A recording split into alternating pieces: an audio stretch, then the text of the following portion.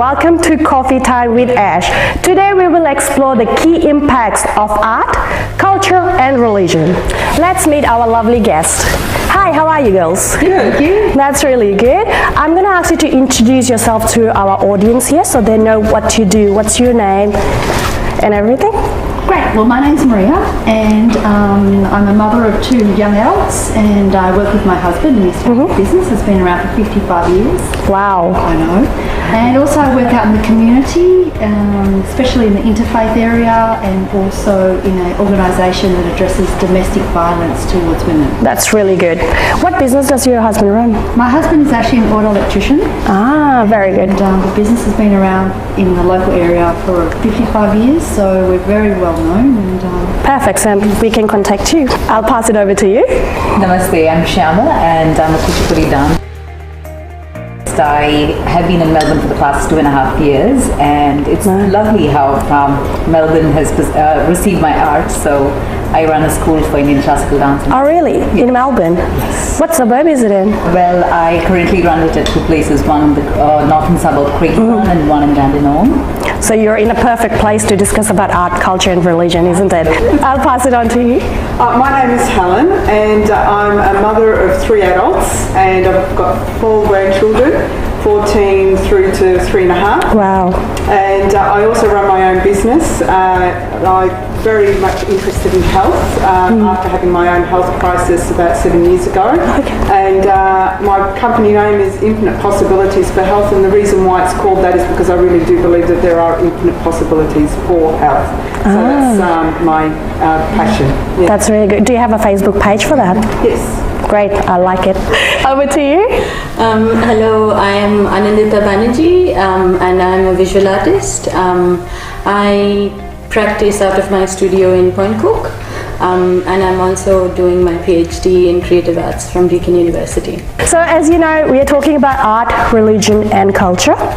So when we talk about art, there's a various form of art, and Australia is a multi-religion place where everybody lives under one roof and they're still happy and we celebrate together as well. So when we actually talk about art, like what form of art is involved in your life?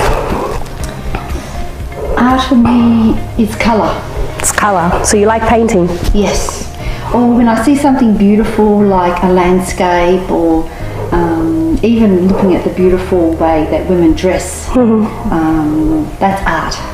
That's communicating how a person is feeling and what they'd like to say. So I find colour very beautiful.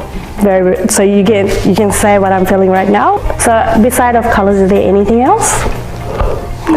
It could be in your workplace, your home. Art. We actually, you won't believe it, but we actually had a beautiful artist coming into our organisation just a couple of weeks ago.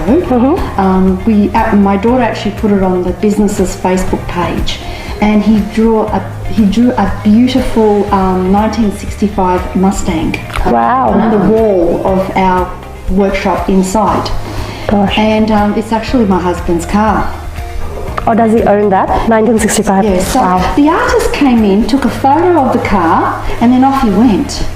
And then every time I look at the photo, it's just so real. And the red is a distinctive red of the car. And I was fascinated how this artist captured the intricate details of the car. And it's just a replica of the actual car that he painted onto the wall. So if you get a chance and you want to look at the Facebook page, obviously we'll like your page and we'll have a look. Welcome to, it's just Melita Auto Electrical Services, and just have a look at the photo of the car. It's exactly. He was able to duplicate the details of the car onto the wall. It's just magic. All of the time, these artists, they try to portray their feeling with their drawings. Probably that's what maybe he's a big fan of your car, maybe that's what he was doing. I don't know. He just captured the moment, he captured the colour, the detail of the car, the history. It's a 1965 Mustang. He must be pretty good then. Yeah, just kept the era. Yeah. It was really beautiful, and it reflects our organisation, which is the history of the organisation. And it takes a very special person to be able to get into the intricate details. So That's right. an artist is a creator, you know, and they change the societies and create new paths for society to venture into. You know, they're very Yeah. respected and very admired and creative people. So That's right, that's right. Yeah, I have a lot of time for the artist. That's good. So what sort of art do you have in your life that inspires you? Art, every day is art for me, really. As if I talk about my practice very quickly, what I do is I reconstruct rituals that have happened that I have experienced in my life. And when I say rituals, they could be religious rituals or social rituals that I have experienced in my life, and I reconstruct it and portray it in places where it does not belong at all. So for example, like I was saying earlier today before we started talking, something special during my wedding, I have reconstructed it, and I've not kept it for a young woman, but I've opened it up for the community, and lots of different people have actually experienced it, but not in a wedding scenario, but in a community center. Or if there was a religious ceremony that I have had when I was 4 years old, I have done it again, but I have done it in a suburban backyard instead of in a temple. So yeah, this is my art practice, and why I do this is because I like to test cultural experiences in everyday life. And when I say test cultural experiences, it is just sort of understanding what people's interests are. So if I am performing at a community center and what I'm doing is I'm just reconstructing a ritual, I'll have 10 different people that walk up to me and they've got all 10 different questions, and That's right. questions that those questions are what interests me, and that's my driving force towards my art. So Yeah. So different people will see your art in a different way, right? So it's not obvious that everybody is going to see what you're seeing, but your thing is to portray what you've seen, so you know it gives you peace that you have created this amazing piece for yourself, and you know exactly what it is, and you're happy to share it with people. Yeah? absolutely. That's good. And over to you? Well, for me, I used to actually many years ago love making clothes, dressmaking. Oh, wow. I was actually going to become a fashion designer and decided to get married instead. Me too, but I never knew how to stitch it or draw anything. I'm not a very good artist at all. So for me, artists to me are people that are specialists in their field. So to me, anyone that has actually ranked very highly in their actual area of expertise, to me is an artist. But when you're sort of looking at like art, I mean, for me, I love music, you know, and So it calms you down. not just even calms me down, because sometimes it just electrifies me. I think it evokes emotion. Like for me, music evokes emotion. So where you're sitting there and you might be listening to something, and you're listening to the words and the tune, and it's actually giving you a message. It's giving you a message about that person, or it might actually resonate with something that is actually happening in your own life at that moment, and good or bad, you know, and yeah. So that for me, but as for art in my home, just recently, one of my very dear friends, he actually has been a chef. See, and he actually, That's an art as well. it's an art form, and he actually cooked for the Queen Mother. You know, He enjoys it. So the thing is, but he's actually taking up art, and he is painting these most amazing pictures, and just full of, like what you were saying, Marette, full of colour, unique, and I've purchased one of his pieces because I just loved his idea of what is art all about, you know, what his art's about, and yeah, so that's my thing on art. Over to this teacher. Being an artist, a dancer, dance teacher, I think art to me is nature and emotion. Yes. So you see art in nature, and everything around in nature is a source of inspiration for an artist. Wow. And for me as an artist, when I'm here, art is something that I use to connect back to my culture as well, like as you said. So this is an opportunity where I can actually connect to my culture, let the new generation who is growing up in here know something about their culture through art, because they learn it through a fun means. Yep. They don't even realize they're learning it, but then there's some kind of value that they imbibe as they learn art. And it's really hard to find someone like you who teaches to bring art from overseas to here to start teaching the generation ahead. So it's a really good thing that you're doing. I never knew about this dance form, now I do know. And I'm going to encourage all the younger generation to take part in it, because it's a way you connect art to your culture and to your religion. And it can be passed on, isn't it? That's right. So apart from yoga, dancing, is there anything else that inspires you? Nature. Obviously, nature. Nature is there to inspire. Yes. And as an artist, there's no limitation to what you can, what can inspire you. A painting can inspire us, anything. Music, of course, as a dancer, music plays a very important role, and music can be just too inspiring. Anything around us, color, nature, emotion. I've always found that emotions inspire me a lot, because we emote through our dance, and the moment you see and observe an emotion, you want to actually depict it through your dance. Yep. See how you can connect to the audience, move their emotions.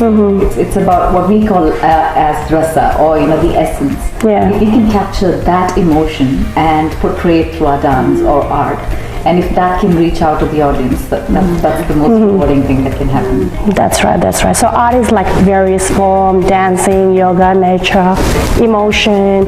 And it could be cooking, it could be exercising as well, right? Yeah, I think cooking is a great art. Yeah. And I'll take back, Helen, what you just said, I'll take that back with me today.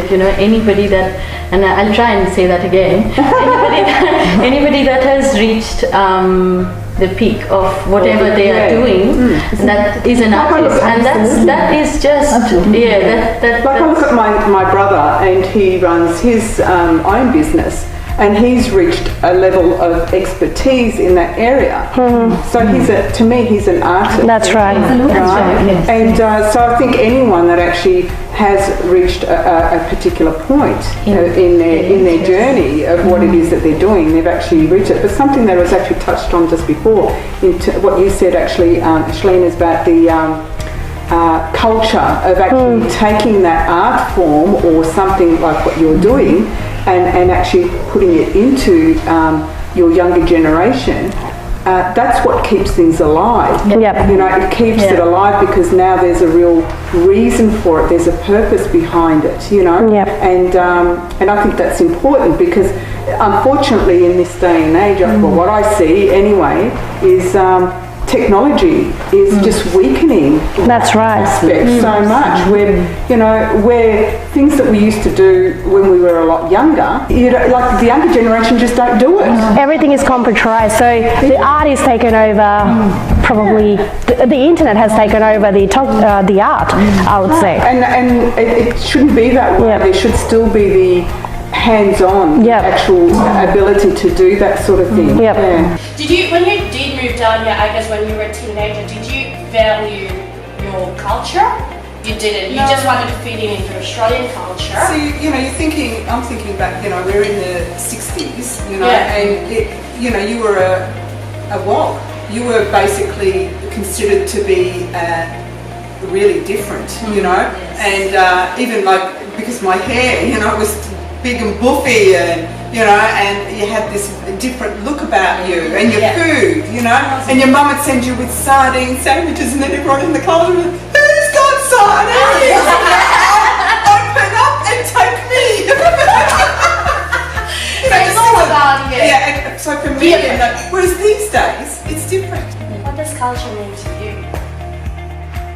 What does culture mean to me? That's a huge question. It's a broad topic. We can discover this all night. We can't do this all in our own TV shows. We'll just go briefly. Absolutely. I describe myself as a twice uprooted Indian, and when I say that because I was born and brought up in India, and then I have lived in the US for 5.5-6 years. Wow. And then, so I was uprooted once from India and then lived in America. And then I was uprooted again from there, and I moved to Australia and that's a huge jump. Yeah, and I'm living in Australia now, so that's why I call myself twice uprooted. Yeah, I understand. Yeah, and but then I guess, like you said, we are living in a different time now, where it is okay to be different.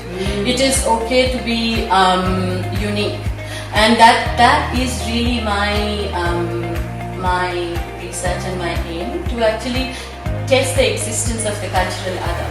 And when I say that, I live that as well. So and I'm trying to get that into the lives of not only my kids, but into the lives of everybody that I meet. So of course it is not something that I can force on anybody. Yeah. But it is just a sense that that I just think everybody should appreciate that it is okay to be different, and it is okay to be your own self. You don't have to fit in.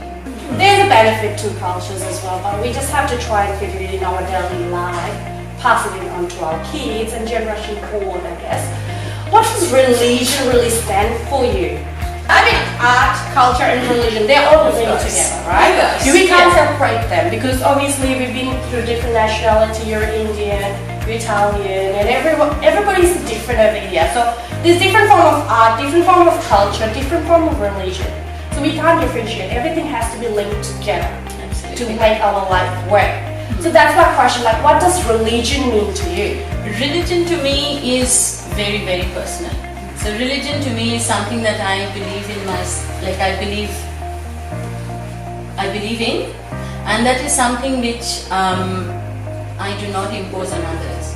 So if I have, if I perform a certain thing every morning, like if I get up in the morning and I pray every day in the morning, that is something my kids see me doing, and my husband sees me doing, but I don't ask my husband or my kids to do it. Okay.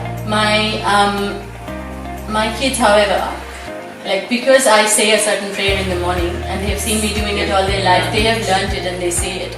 Not that they speak Sanskrit or not that they speak Hindi, but somehow they've learned that. But yeah, religion to me is a very strong belief, but it is a very personal belief. Yeah, so I'll just pass it on to you and see what you feel about religion. Religion to me is people. It's family. It's a group of people coming together who have a common agreement about a certain way to respect, to admire, to reflect and to follow. Like, I work a lot in interfaith, so I have the pleasure of going into mosques and, like I said, gurdwaras and Hindu temples, Catholic churches, and I get to explore all different religions that I didn't know how to pronounce years ago.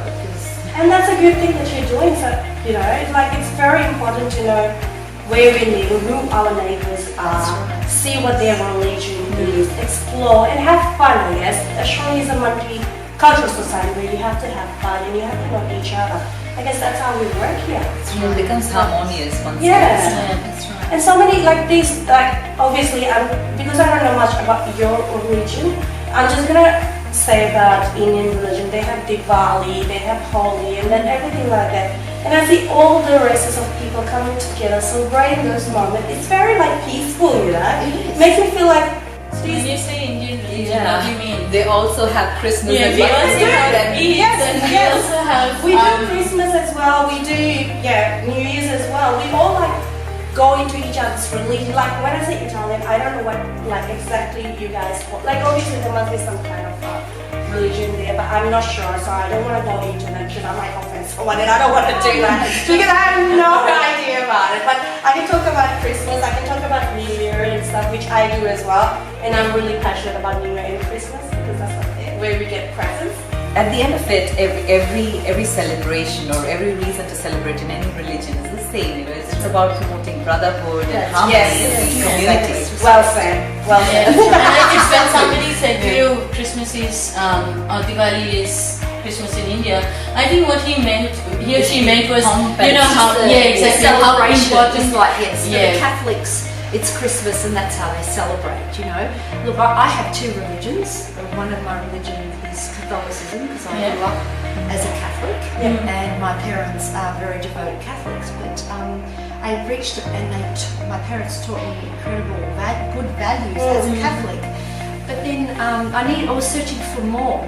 So when my son was born, he's now 21, I valued what I learned as a Catholic, and then I also went in search of more, and I realised spirituality, and so I became a Scientologist. Oh wow! And Scientology believes in that you're more than just a breath, that you actually are a spiritual being. So I've encompassed both of them together, and I feel very fulfilled. I feel that I'm lucky because I'm going out there and learning about other religions. And I think at the end of the day, if you want to know about something, go out and find the truth for yourself. Absolutely. Walk into the mosque, go to the Gurdwara, talk to a person who's of Hindu faith. It's not what the media says or what someone decides. You know, Muslims are like, and I have many Muslim friends. My husband works in a Muslim community like Newport. Is like, there's a mosque about 100 metres down the road, and he goes fishing with his best friend who's a Muslim. So, you know. That was my next question. It's like, Does religion create conflict? only if you wanted to. Only if you Only if you allow yourself to believe. I guess ignorance leads to conflict. People don't understand, and that's what I think. Yes. If they don't understand what understanding of your religion, that actually makes you fight for it. You know, if you truly understand what is practiced, you don't have to fight. And you do get, you know, like you do get the, if I can say, the fanatics, and unfortunately, and it's in any culture, right, where there will be the small minority that make it worse for the majority. Do you know what I mean? So if you sort of really look at it, I mean, it's really finding out what Maria said was, you know, really if you find out for yourself what that thing is, what that thing is about. Exactly. You know, instead of going by, you know, what is portrayed.